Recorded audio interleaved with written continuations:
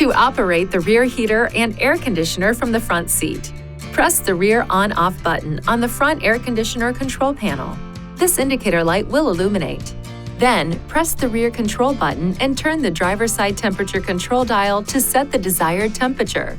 Press this button to lock the rear controls. When the rear controls are locked, the rear climate can only be adjusted by using the front controls. To turn off the rear heater and air conditioner from the front seat, press the rear on-off button on the front air conditioner control panel.